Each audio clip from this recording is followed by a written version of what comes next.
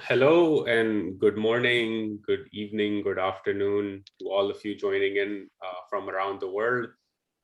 Really excited for this conversation. My name is Uzair Younus. I am director of the Pakistan Initiative at the Atlantic Council, which is a think tank based in Washington, D.C. And in collaboration with Paklaunch, we at the Atlantic Council worked together, brought a few experts together from around the world, including from Pakistan, to really have a few discussions on what Web3 really meant for Pakistan and what its potential was. And so a week or so ago, we published a report titled Realizing the Promise and Potential of Web3 for Pakistan. Highly recommend that you take a look. And I wanted to thank both the folks at Paklaunch, especially Ali, and all our contributors, two of which are joining us here today, for sharing their insights, their time, their analysis, and putting this together. And really, the goal of the product, which is a working paper, is to catalyze a conversation on this topic and begin conversing about what this means. How do we think about policy? How should we think about the talent opportunity? How should we think about investment in this ecosystem?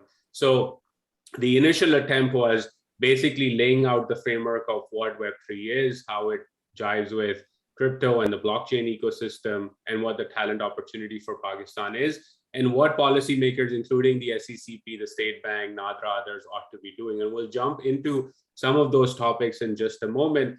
But before I begin, I'll just share a bit about my own crypto journey, which was started back in 2009-10 when I was in undergrad.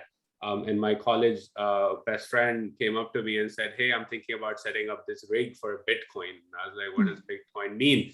And so we looked into this, and then we were about to graduate, got busy with study, so we never really followed. But I kept following the ecosystem at that point, not as an investor, but just as somebody who was fascinated by the technology.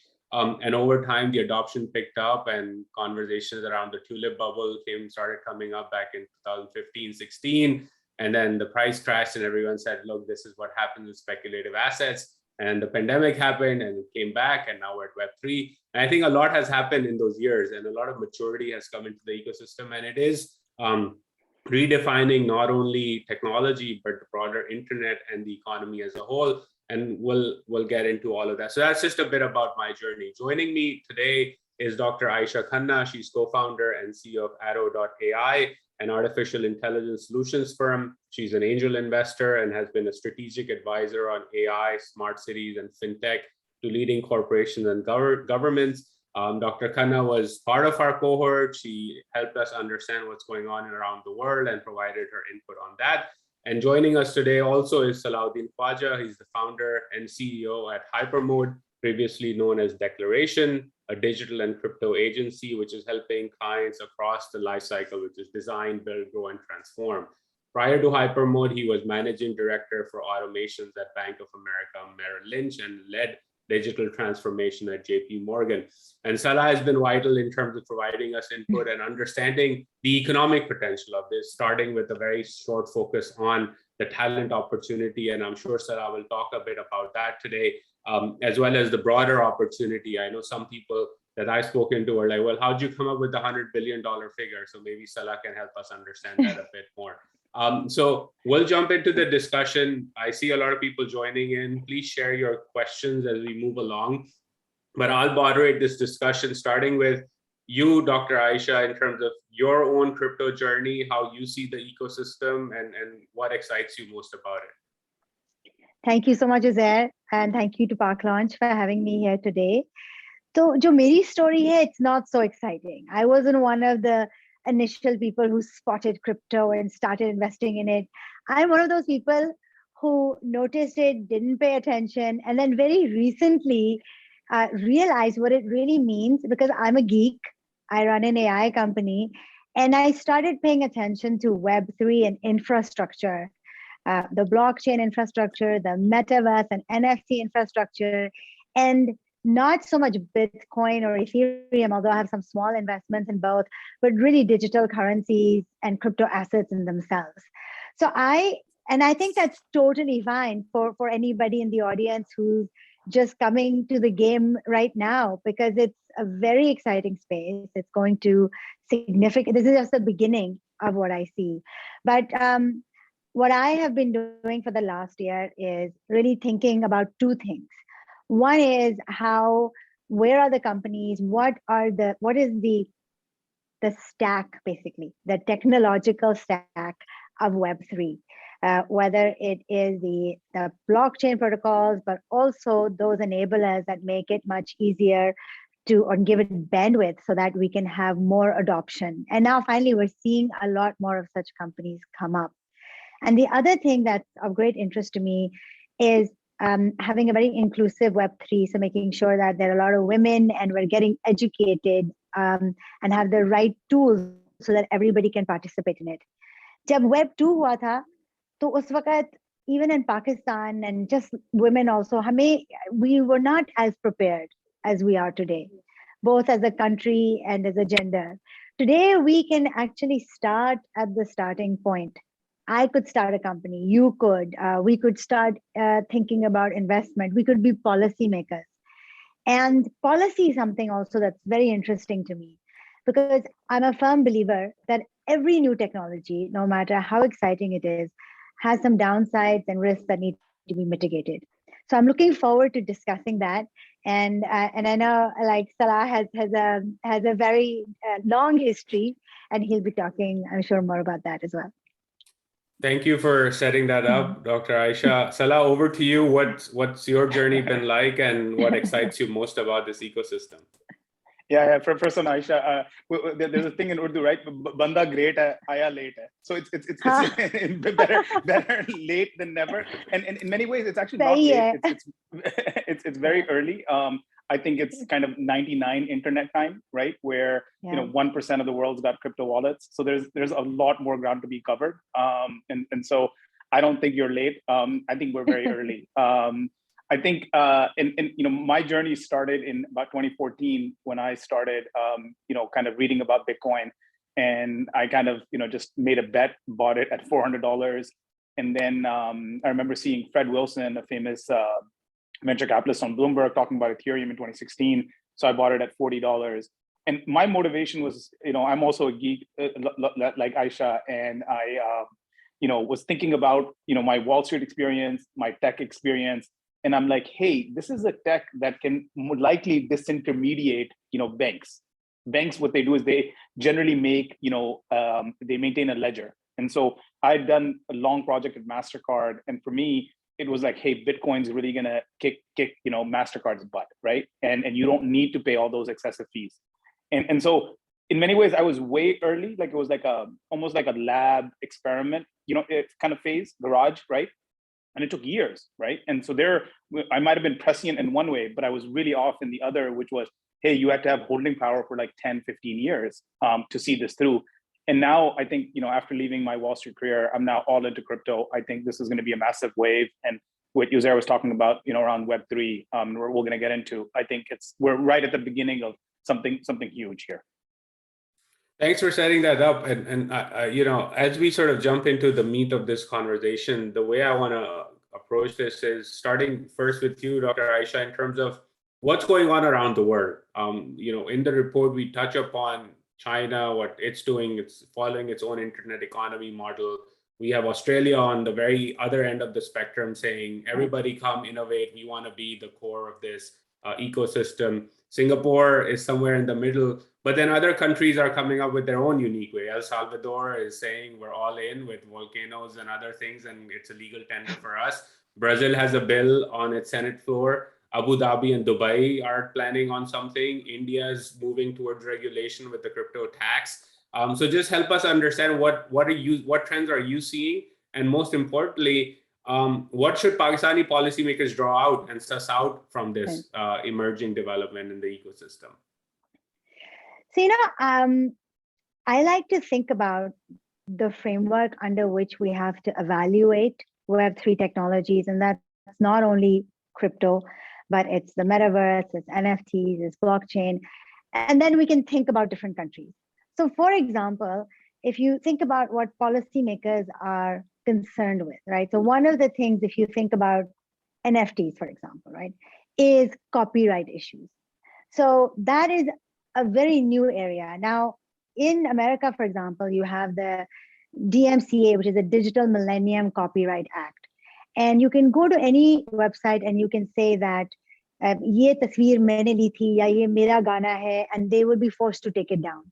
तो IP law जो है वो NFTs में अभी नहीं है. So from a policy perspective, these are things that the government has to think about. And there are interesting twists to Web3 also. For example, अगर आप किसी को कहें कि उतार ले वो अपना जो भी उसका content है, here in blockchain it can persist much longer because it can be on the interplanetary file system basically, which is always like storing files. So that's one thing around copyright, because a lot of people say Web3 is about the creator economy, and I totally agree with that. But it is also about the fact that those creators need to have the rights. So when you're encouraging, so Pakistan should think about it. Yes, there are hundreds of millions of Pakistanis around the world. They should have the right to create things and benefit from it. But how do we protect their rights? Another thing then comes to, अच्छा जी अब हमने company खोली, अब मैं आपको crypto में आप में इन्वेस्ट कर रहे हैं एज एक्सचेंजेस, या फिर जी मैं आपको लेंड कर देता, आज मैंने कंपनी खोल दी and I would say I want lend you crypto और मैं बड़ा अच्छा इंटरेस्ट रेट आपको दूंगी. Now, how should you treat this? Now, in the US, the Securities Exchange Commission just fined BlockFi $100 million. They said कि आप जो ये crypto lend कर रहे हैं, this is essentially you're acting like a security. So you can't do certain things. And this is very normal. This happens whenever there's a new technology come out. So you need a policy around the registration and regulation of crypto companies, but also potentially crypto exchanges. अब कई countries हैं वो they don't want to really think about crypto exchanges, but countries like Australia are doing it. They announced that, you know what, this is a new technology, ये बहुत आगे पहुंच रही है, सारे लोग are jumping on this, so we should think about this. And I think that's another thing I would say for Pakistan is कि debate is good. कोई knee-jerk reaction, naive reaction, your over-conservative reaction की जरूरत नहीं है. But we must acknowledge that there is a momentum, there is something happening, and we need to think about it and we need to address it. Now, the other thing is, Acha ji, one of the most beautiful things is you can be completely anonymous, you can have a wallet. Lekin this has always been problematic in financial services, which is why you have this big idea of know your customer, right? So, and you've discussed it there in the paper also, that identity is important and can be done in Pakistan through the Nadra ID system. Lekin agar aap countries mein dekhein, so Netherlands, Switzerland, France, in sab ne kaha hai ki dekhen ji, you have to verify the ownership of your wallets. And Switzerland is also saying that you have to prove ownership of non-custodial wallets and you should have some documentation. And now Singapore is also saying this, that if you are going to make any sale or buy something over $1,500, you're required to declare identity and residence.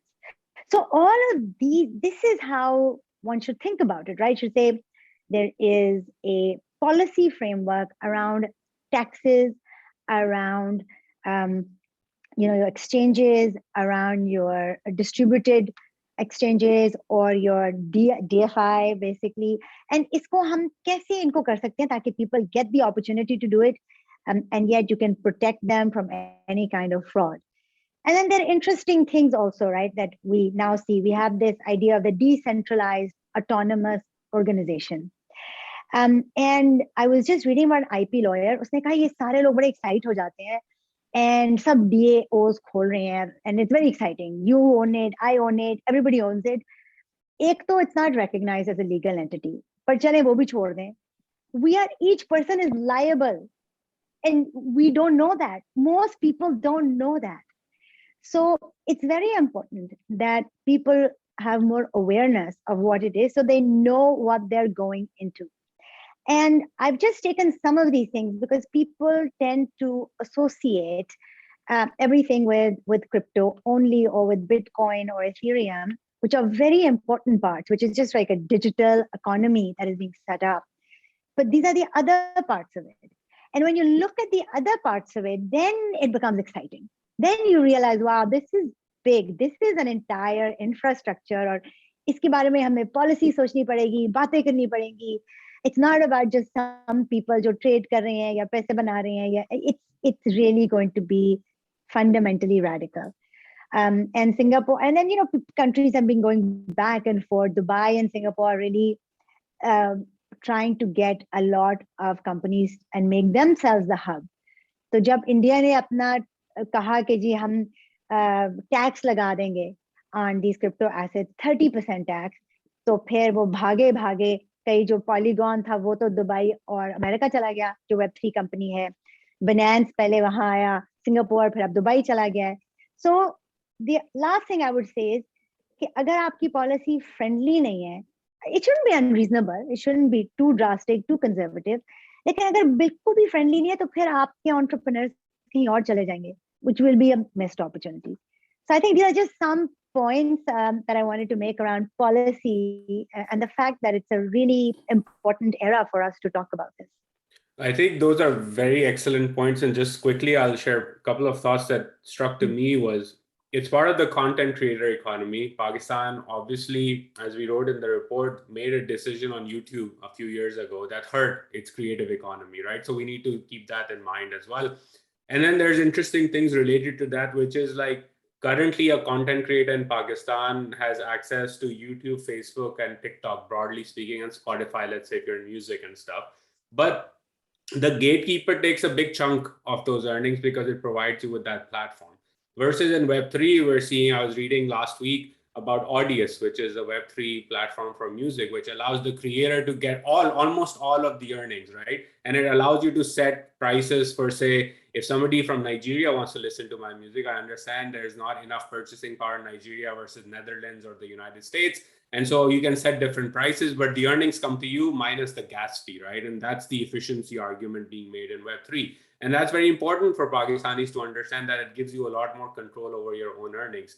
But to talk, and I think that's a great segue in terms of where we go in the economic opportunity. Salah, I want you to chime in here. First, help us understand the evolution of the internet economy, how Web3 relates to that, why you think this is exponential. I've sort of heard you talk about it in several places, including in our own conversations when we were putting this paper together, and help us understand this $100 billion figure, because a lot of people were like, oh, you guys just created this out of thin air. And I was like, well, it is actually a very conservative estimate over 20 years. In fact, it could be significantly more if we have the policy that Aisha was talking about. So help frame this evolution for the audience and help them understand why this is bigger than even $100 billion.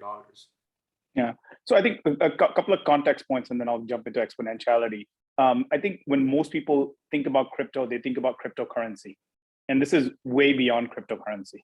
You know, Aisha mentioned DAOs, you've got art, obviously you've got decentralized finance. There are so many different angles to this. And you know, traditional people who are thinking about this in traditional ways, right? They're only thinking about currency.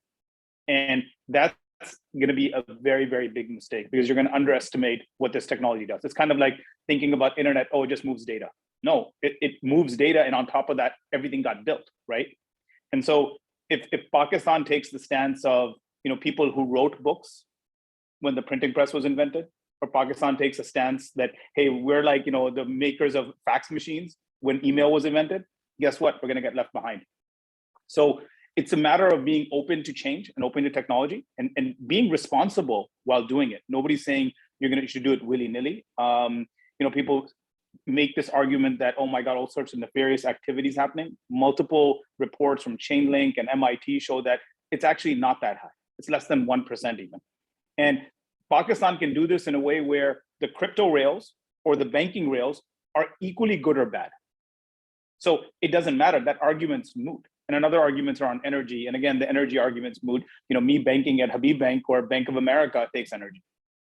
So these arguments are, you know, very, to be honest, very ignorant, and they don't understand, you know, what's going on here. And back to exponentiality, I've reflected often.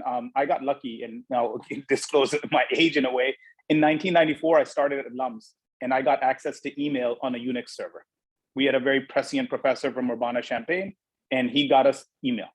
And I've kind of calculated, I think we were like maybe 0.1 or 0.01% of the world that had internet. So let's say, 3-4 million people had access to email and internet in 1994. So going back to the point about exponentiality, even mathematicians who get it don't understand it completely, where that 1 million basically kept doubling. So the 1 million went to 2 million, it went to 4, it went to 8, 16, 32, 64, 128, 512, a billion. And then it went to 2 billion, 4 billion. And those, let's say 8 or 9 doubles over a period of, let's say 10 years, between 1994, my vantage point, and let's say 2004 or 5 when Gmail came around. Suddenly you had billions of people who had email. Now, another kind of way to think about it is if I give you a regular piece of paper and I ask you to fold it, then fold it again and fold it 50 times, how high does it go? And people in the audience, just think about it, right? 50 times you're folding it, how high does it go? Does it go this high? Does it go as high as the floor? Does it go as high as the building I'm in? It actually goes to the sun. That's how high it goes because of exponentiality. And if you think about things like that, and you think about what happened in software, that's exactly what happened. That software just kept multiplying, multiplying, multiplying. And yet all these people who had access to email, had access to World Wide Web, Microsoft Office, Uber, Netflix. And that's why those high valuations are justified because of exponentiality. And the exact same thing is happening in crypto.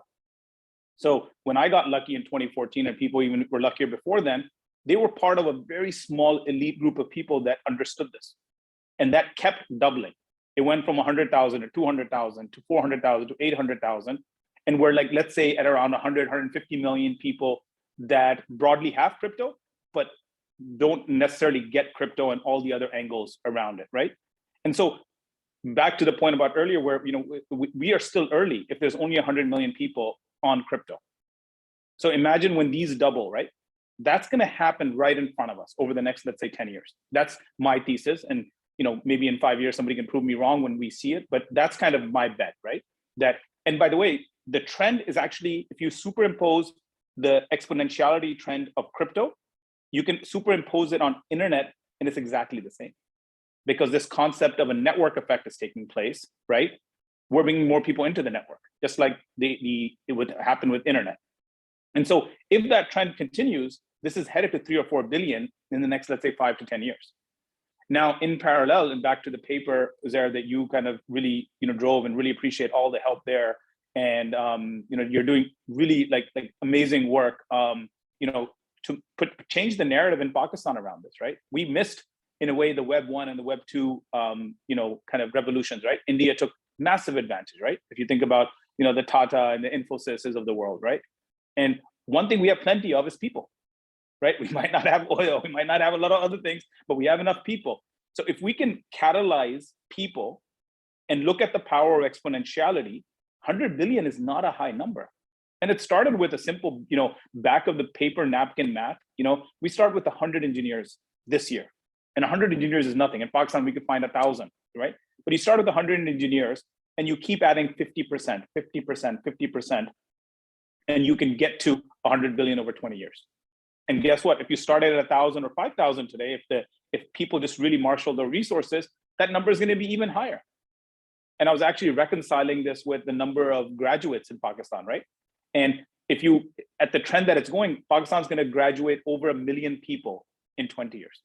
So why can't 20, 30% of them be engineers in blockchain, designers in blockchain, etc.?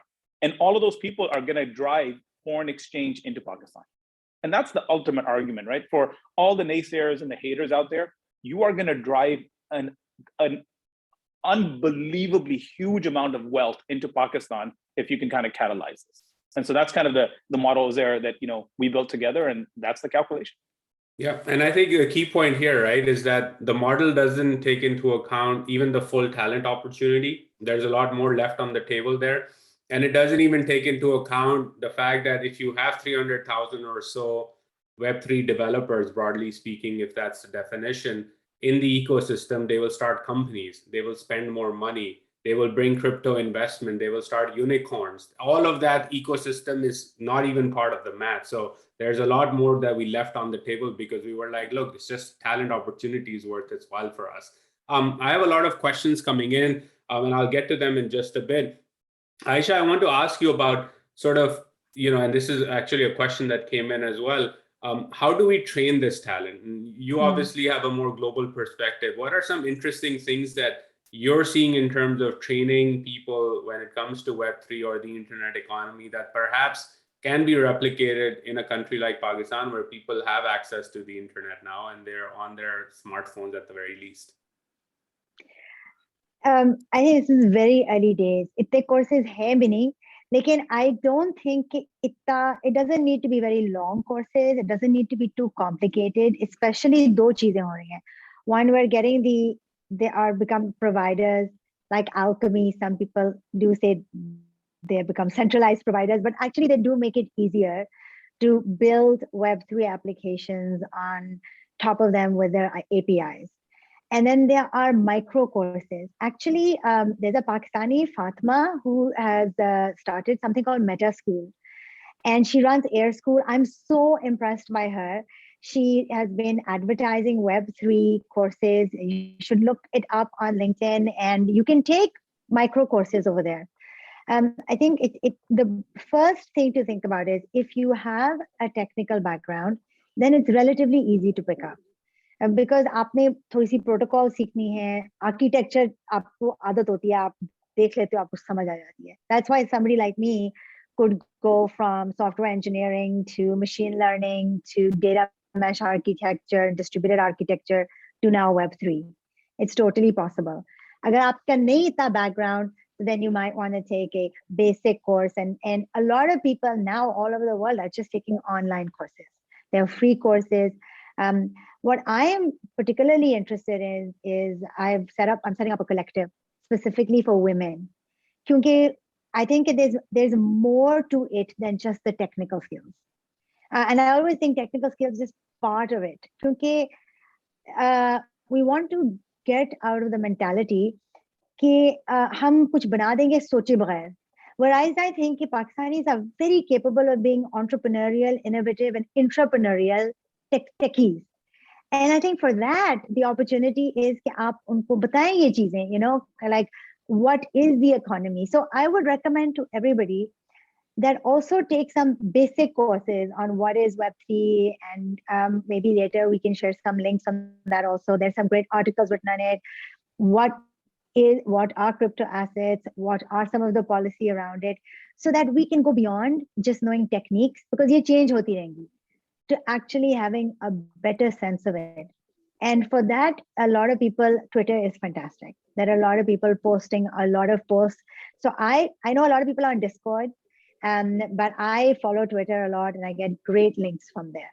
So between Twitter and some of these new kind of collectives and schools like Meta School, which was started by an amazing Pakistani entrepreneur, I think you can put together a portfolio for yourself to study. And that's how we have to do it. Thanks for that. And Salah, I'll bring you in here as well, because I know you're typing away as well about Solidity. Share a bit about that. I'll also give a shout out here to Ali Fareed, who was a contributor to this report. KSP has launched Pakistan's first, and I would argue, I'm pretty sure it's correct, that's right, the world's first and only course in Urdu on this topic. Yes. So that's a great start. So Salah, share a bit about Solidity and what you're looking to do in this space.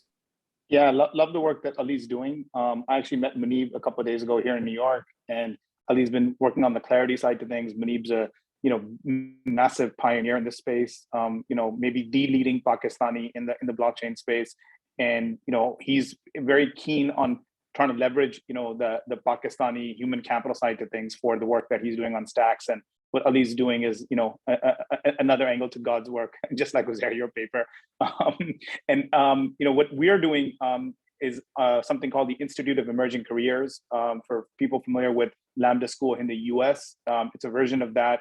And we're helping young adults basically, and even older adults, switch careers, right? You're an accountant, you're a shopkeeper, whatever you are, and you want to learn a digital skill. We're helping impart that knowledge and trying to scale the human capital side to things.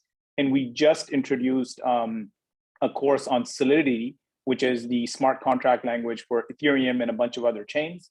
And we're trying to get a cohort of 40 odd young adults going on that front and trying to start doing our bit to fill the talent gap, right? If everyone does their bit, and my dream here is that we have this kind of cohesive strategy across the board, right?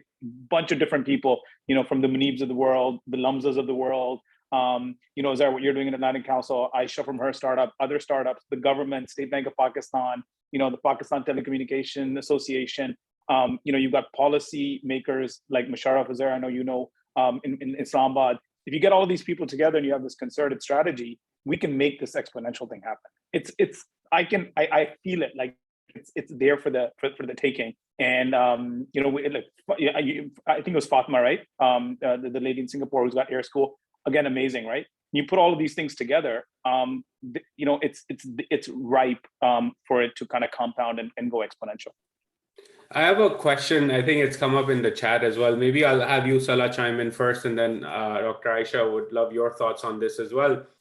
Give me a way in which you would sort of make an argument, and we've made it in bits and pieces through the discussion so far, to a skeptic who says, look, this is speculation, it's gambling, it's energy intensive.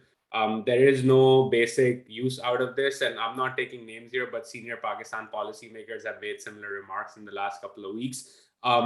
What in 2 to 3 minutes, like how would you try to reduce maybe or do away with their skepticism about what's going on here? So I think people who are skeptical, I don't think understand technology. That's one of the core issues here, right? It doesn't take an economist to figure this out. It takes a technologist to figure out. And so if I had to explain blockchain in one word, that one word is a ledger. And I was visiting a museum in Seattle, and let's see how many people in the audience know this. Why was writing invented? Writing was actually invented to maintain a ledger. You're a farmer selling your wheat to a merchant who's selling it to a merchant who's selling it to a baker. So there's all sorts of economic activity happening, and you have to kind of maintain it, right? You have to write it down, and that's the ledger. What did the Medicis do, who are the originators of modern day banking? They basically sold you trust so that they would maintain the ledger for you and all your transactions. What does modern day banking do? Exactly the same thing. Your checking account, your credit card, your mortgage, your trading, it's a ledger. So I would tell the skeptics, what is blockchain? It's a ledger. If you're hating on blockchain, then you might as well be hating on just a concept of a ledger, right? And obviously there is speculation around it, and that gets a lot of noise, but any revolution has speculation, right? Look at the internet bubble, right? Post it, look what happened with the internet. Yes, this bubble, we might be in a bear market today. Maybe not, maybe it's 1 year, 2 years, but the technology is very sound. The applications are there. I think a few years when I maybe took my eyes off the ball, there was a knock on blockchain, great tech looking for a problem to solve. And that no longer is the case. You just have to just get into it, spend 10, 20, 30 hours researching, from DeFi to, and NFTs are huge. They are on, like right now, a month or two away from being bigger than the physical art market. So you have to be kind of like in a world that you're under a rock if you don't know how fast this is moving, right? And I think the speculations will happen along the way. And like in 99 in internet, you're going to have Ponzi schemes. You're going to have bad projects that were funded and they're going to collapse, and they'll get a lot of attention. But coming out of that, you'll have 10, 20% projects that are very, very sound. And they are the ones that are going to survive, right? And this whole thing about energy, again, it's not a good argument. When you move to proof of stake, I don't know the exact figure, but 99% of the energy consumption goes away. And energy is a global problem, not a blockchain problem. Me living here in New York or in Lahore, I go bounce between Lahore and New York, I consume energy. So it's a Salah problem, right? Everyone has that issue. And the world has to solve energy, it's not a blockchain problem. And so those are my arguments. I think state bank officials are the ones who really need to be kind of educated, and you have to be very open to it. Back to my point about, the printing press or email, all of these revolutions, killed something, right? That's human life, right? We're on this crazy adventure of, being on the vanguard of what's next and what's next. And this is what's next. And why not do isolated experiments, right? I was talking to Muneeb about this, and Aisha mentioned it with Nadra, and I think Uzair, you mentioned it. You could whitelist the wallets. Only certain people can transact. You could say, okay, hey, crypto can come into Pakistan but can't leave. Okay, great. not super open and not super smart, but that's a starting point versus just saying, hey, blanket, this is, oh my God, this is bad. And that's, I think, those are thoughts and decisions that come from an uneducated perspective, to be honest. Yeah. Dr. Aisha, before I bring you in the stream of consciousness, three things that, Salah, as you were talking, came to my mind in terms of relevance to Pakistan, right? One, just look at our problems around land records and digitization of land records. Blockchain and decentralized ledgers can empower millions of Pakistani citizens if we have the ecosystem for that. But for that to happen, we need an ecosystem because it can't be done in isolation. On the energy side, the argument I make to people is twofold. One is like, look, if Ford, when he developed the first mass-produced automobile, it was highly inefficient. If he said this car is BS, let's keep sticking to the horse cart, the world would be a different place, right? And look at how efficient cars have gotten since then in a century or so. And the same applies to data centers. When the first computers were invented, they would take entire buildings and consume a lot of energy. Now my mobile phone has more computing power and is exponentially more efficient than the computers that went up to the moon, essentially, in the rockets, right? So I think that technology becomes more efficient. It may be inefficient as we start, but that's just the pace of innovation. Dr. Aisha, how would you then sort of, in a couple of minutes, like reduce or try to circumvent the skepticism people have around what's going on? I mean, I think skepticism is always good. It just shows you have critical thinking. But critical thinking also means that you try to ask a question from different angles. तो मेरे लिए ये बड़ी interesting बात है कि किस किस्म के लोग हैं जिनको ये डिजिटल करेंसी की आदत है, किस किस्म के लोग हैं जो ये डिजिटल चीजें खरीदते हैं, किस किस्म के लोग हैं they don't mind interacting and socializing in digital spaces. And I realized कि I'm not the right person because I'm not a gamer. और मैं इतने गेमर्स को जानती भी नहीं हूँ, लेकिन there are 3.46 billion gamers in the world. That's almost 50% of the world's population. And 75% of South Korea games. इसका मतलब है कि इनको आदत है डिजिटल करेंसी की. अभी वो रोब्लॉक्स में कर रहे हैं, फोर्टनाइट में कर रहे हैं, कल वो बिटकॉइन को कर लेंगे. And when I realized that, guys, something clicked in my mind finally. कि ये तो बहुत बड़ी चीज है, because actually people are comfortable with this and billions of people are comfortable with this, and that is why as the technology increases we will see more and more adoption. So these are the people who are willing to buy NFTs even though there is a lot of fraud around it, with the right policy protection, just like it happened in the internet age. We will then see more people adopting it. They're very comfortable. Abhi, I think Salah ne hi ek Financial Times ka article kiya tha where they were talking about 21st, some stores that have opened up in different kinds of metaverses. And then Umar Farooq, who's a Pakistani and who leads Onyx in JP Morgan, usne abhi hi likha tha ki JP Morgan has set up the first bank in Decentralized. अब वो किसके लिए कर रहे हैं? One of the oldest institutions on Wall Street. तो कोई तो है ना वहाँ, and these are billions of people. So for me personally, when I put on that perspective, then I said, wow, that's one hell of an opportunity. Now I got excited because that's almost half the world. And इसका ये मतलब नहीं कि सारे VR लेके बैठे हुए हैं. They are mobile games, but it's the same sense. It's a sense of community. There are 500 million gamers who play Fortnite, 40 million who play Roblox, और वो बच्चे हैं. अब वो बच्चे बड़े होके they're completely comfortable. And for them, NFTs, blockchain, and blockchain again being, and it has some issues that I can talk about later, but also digital assets, crypto assets are things that they trust. And I think once you realize that, your skepticism decreases, because the skepticism यही है ना कि जी ये तो बस कुछ लोग कह रहे हैं, बोल कुछ लोग रहे हैं, लेकिन actually इस environment में billions बैठे हुए. And I think that is very exciting and the right way to think about it. Let me add a couple of thoughts to that. I mean, I think those are such important points, and we didn't cover earlier around gaming, right? There's games like Axie Infinity, and then metaverse projects like Decentralized. These are like not small projects. They're like market cap $5, $7, $10 billion. They're huge. So over the summer, we started hiring some interpass people in Pakistan, and they started playing Axie Infinity. They're making money. We're making money. And there's a play to earn space that's massive, right? Yes. We're partnering with Hassan out of Coinbase in Singapore, and we're coming up and building our own guild in Pakistan for the first one, right? And so there's huge opportunities. And another way to think about it is that over the last 100 years, this human experiment around capitalism, the pie kept increasing. It's on pause, right? Because we've reached kind of the maximum of credit, one would hope, I think, right? Whether it's personal credit or government credit or corporate debt, et cetera. And so where's the growth going to happen for the next generation?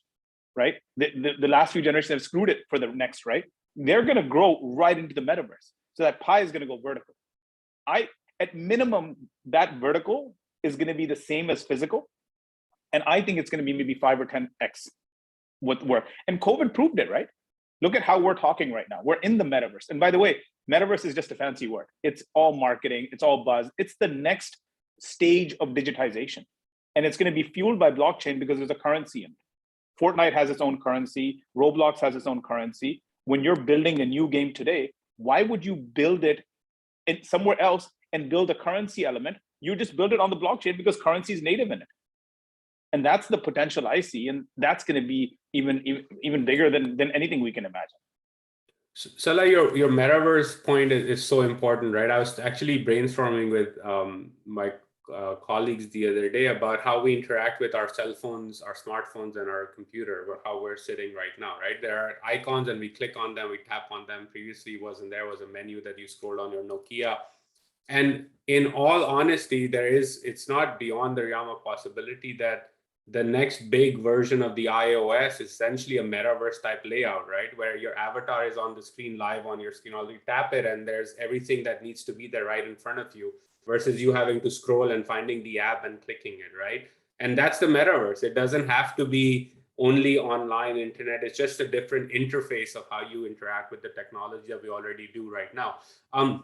There's a really good question here in terms of, flow of money, and maybe each of you, or one of you can take this question, which is, Akhil has this question that typically we see that the early funds flow to markets like the United States, which are highly innovative. And then it goes to parts of Asia or Europe, which is also innovative. And then whatever is left comes to places like Pakistan. Do you think that's a challenge in this instance as well? Or is this something different in terms of where we are at this moment in time? I think it's very different now, because agar aap dekhein wo, first of all, there's a lot of liquidity in the market, which means two things. That there is money that people want to spend, and secondly, companies want to acquire because they have to show growth. So once you understand कि लोगों का incentive ही ये है कि पैसे दें, तो America में इतनी companies नहीं है, और growth जो सारे लोग बैठ के metaverse में बैठे हुए हैं वो emerging markets में बैठे हुए हैं, क्योंकि वो बेचारे, America is not shrinking demographically, but a lot of the other world is. And this is a young person's game, and the average age in Pakistan is 22 years. And that is why we have seen, with airlift and credit book and all, such an explosion of interest as funding dollars keep looking for new avenues to get a high return. So हमने अभी जिस तरह Polygon को देखा है, and we're seeing other kinds of companies come up. We will see it in Pakistan as well. And uske liye, you should just have to look at the stack. Are you trying to build a virtual place? Are you trying to build something for storage? Are you trying to build a play to earn? Are you trying to build the infrastructure?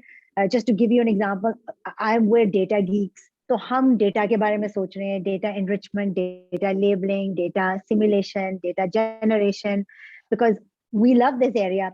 So whatever your interest may be, if you do it, I think the potential is huge.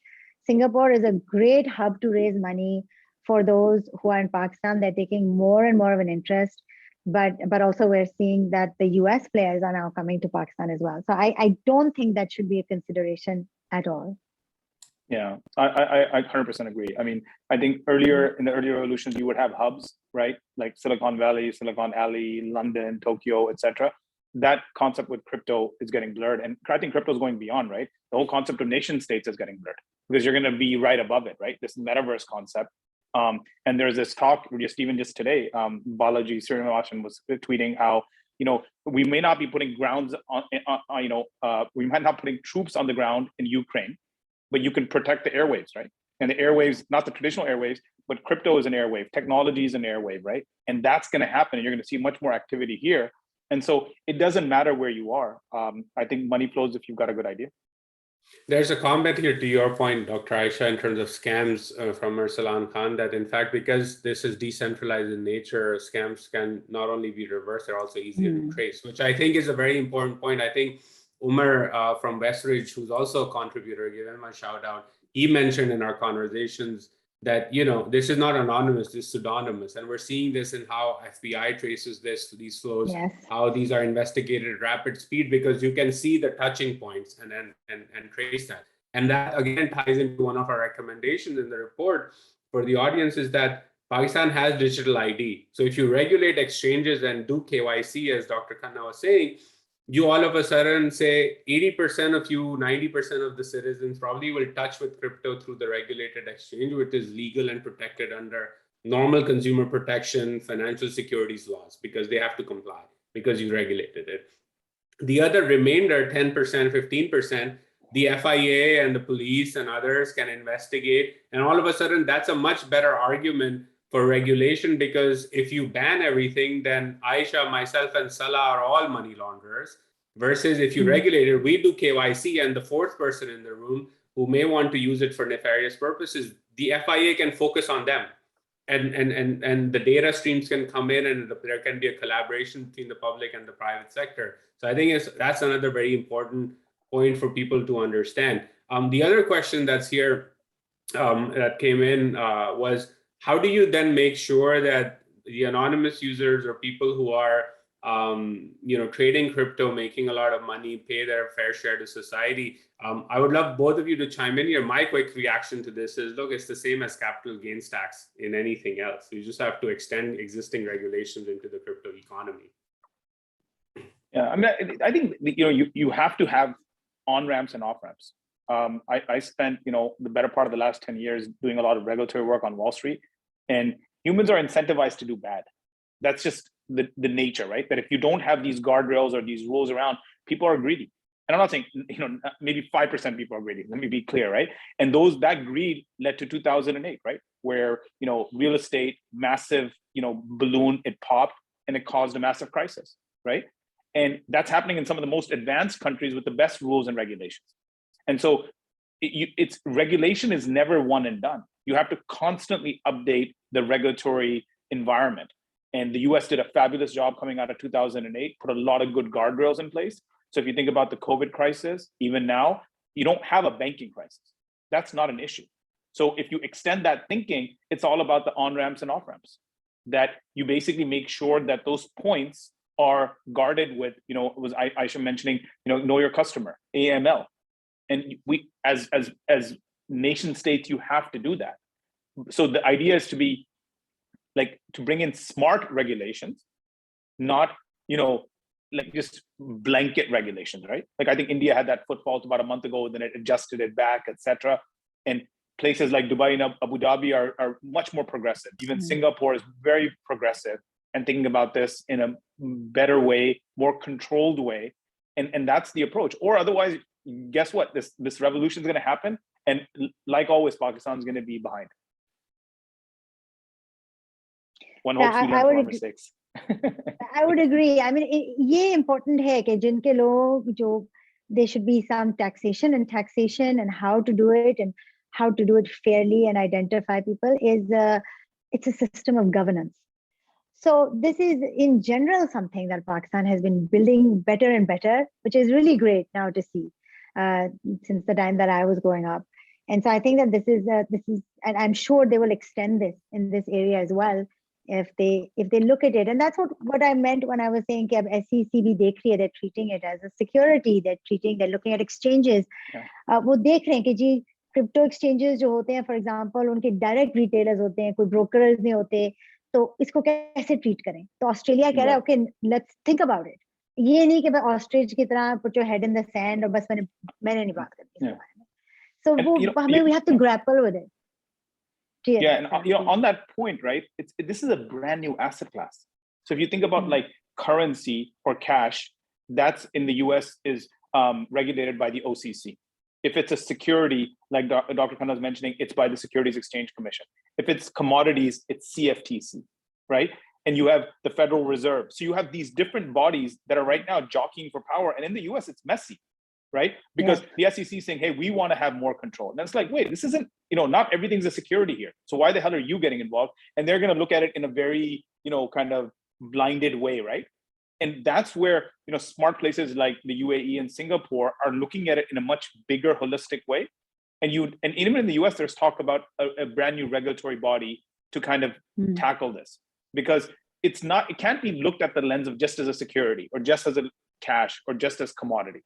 And this is going to evolve. So however you look at it today, and let's say you correctly do it in a month or in a year, the way it's moving, that prism will have to change. And so it takes some really forward-thinking, smart regulators who are not territorial, right?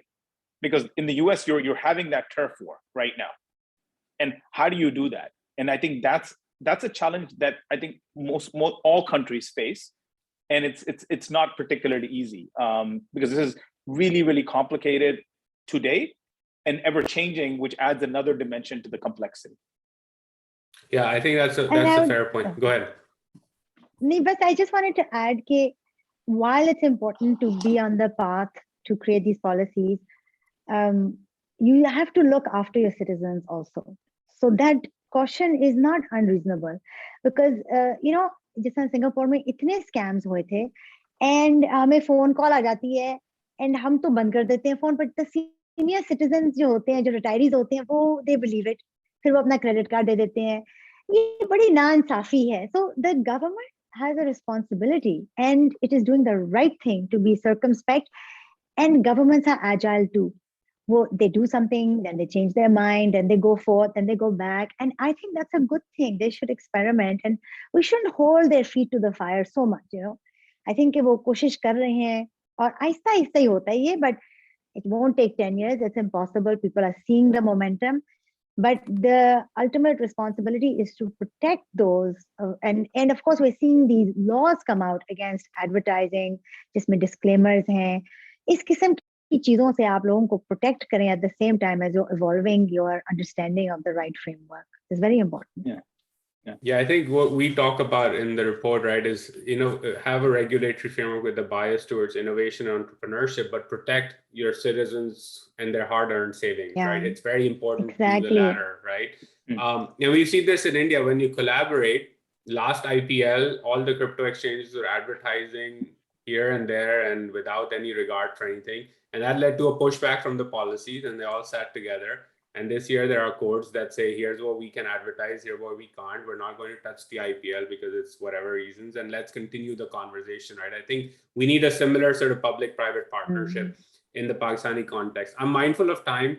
Last few minutes, maybe start with you, Dr. Aisha, and then you, Salah, like closing comments, thoughts, next sort of, where is Pakistan going? Any closing comments before we close for today? No, I just that's actually a very good question on Jack Dorsey and Elon Musk also, but I know we don't have much time. I just want to say that this has been something that I find is very difficult to ignore, because there is a lot of sound, as Salah was saying, sound technology, and a huge number of people who are comfortable with this. So for those who are not comfortable, whether they are policymakers or others, it's important to try to look at it from different angles and not to be reactive, and try to think of both the good and the bad. I'll give you a small example, which जो Malaysian government थी, उन्होंने blockchain पे certificates डाले हुए थे COVID vaccine के. And that's great, they were like, कोई उसको नहीं कर सकता. तो एक डॉक्टर वो fake certificates डालता जाता था, and nobody could tamper with them. It's a small thing, right? You say nobody can tamper with the blockchain, but if you put something fake on it, then nobody can tamper with the fake content. So these are things for consideration. there's the good side, and then there is the ability to manipulate. And in the artificial intelligence world, I work on AI and ethics with the Singapore government and otherwise. We have taken these challenges head on. And if we do that in Web3 as well, I think the sky is the limit in terms of the potential for Pakistanis to really benefit, and not just as engineers, but as entrepreneurial engineers, intrapreneurial engineers, thoughtful policy-making engineers. And I think ये हमारे लिए बहुत important है, that we can build it. We should just not take requirements and build it, but actually build it ourselves and raise the money and make a difference globally. Yeah, I mean, I'll start with maybe a saying. It was Jeff Bezos who said, if you double the number of experiments you do, you're going to double your inventiveness. And if Pakistan as a whole can adopt that line of thinking, where you're just going to keep trying and you're going to let the results speak for it themselves versus passion or even ignorant thinking, right? And if it works, then keep working. If it doesn't work, then stop it, move on, and you keep experimenting. And it's connected to another thought, especially for individuals. Don't overthink things. I think earlier in my career, I'd be like, "Yeah, barbaad ho jayenge if I take." But what's $100 or what's $200? Take those minor risks, right? And I've been watching a couple of projects, right, that are just taking off, and I'm like, "Oh, I wish I'd bet on them." And my way of thinking is, let me just throw a couple $100, $500, whatever the small amount is, and take some of those risks. And then you'll see some work out, some won't, but be measured and circumspect, right? Like Aisha was saying. And I think the other thing that I think about in my own personal journey, right, is that as humans, I don't think we understand what we're capable of. If you think about what Pfizer did in terms of, the first COVID vaccine, they did it in literally a year, stuff that would take 5 or 10 years. And the Pfizer CEO kind of noted how, people don't know what they can do. And if you think about that over like a 5, 10, 20-year window, as Pakistanis, we're good as anyone else. We're capable of doing so much more here. The question is, can we just get there and do it, right? And can the government support it? Back to exactly the point you were making, Uzair, around innovation and welcoming it, right? And protecting the citizens along the way for sure. And there's a huge opportunity in front of us, I feel, because in many ways, when I reflect upon my own career in '99, I came to New York. I spent 20 years. I did well from a career perspective, but I should have taken a one-way ticket to Silicon Valley and just been at the hub of innovation, right? One product bet after another. And my career would have been in a different place. And I think that opportunity exists today. At least that's, again, my thesis. Again, time will tell if I'm right or wrong. I'm not going to be like this person who's a maximalist and say this is 100% going to be true. But I have 80, 90% confidence that this Web3 revolution is going to play out. And the next set of killer apps are going to be built on the blockchain. And if that thesis holds true, then there's a huge opportunity for millions, if not tens of millions of Pakistanis, and then Pakistan as a whole. And I just feel this crazy amount of energy and motivation to kind of do my bit to make it happen. Even if I can make it 1% happen or 2% happen, I've done my bit. Other people come along the way. Like I was mentioning, I met with Manib this week. Think through a policy initiative, right, and educate the people who are the decision makers. So there, you basically hit the first brick, right, with the paper. Can we do this in a sustained way over 1-2 years? And then maybe the state bank will allow for the first exchange to open in Pakistan, right? And so that's kind of more of a wish, if you will, as my tail end thoughts here. No, I think that wish, I think we all have that wish in terms of meeting this potential. It's great. It's transformative from an economic perspective. It's empowering for the citizens. And I think we are on the cusp of it. And hopefully the conversation continues. I was telling Ali before the session began that we should at some point in the next couple of months reconvene the group and bring in others to update the working paper with more recommendations. But again, wanted to thank you, Dr. Aisha and Salah, for taking out the time once again to talk about this. Thanks to all of you who joined. I hope you all found this conversation valuable. I did. And again, check out the full paper, share your comments with us. We're all on Twitter on different handles. Paklaunch is on Twitter, Atlantic Council on Twitter. So engage in the conversation, because this is only the beginning. And the more people can chime in, the more they can give feedback. Critical feedback is more important than praise, in my view. Let's strengthen this and let's continue building the momentum that we need to realize this opportunity. So thank you and have a good rest of your day, evening, weekend. Thanks, Uzair, for hosting. Thank you so much, guys. Bye. Allah Hafiz.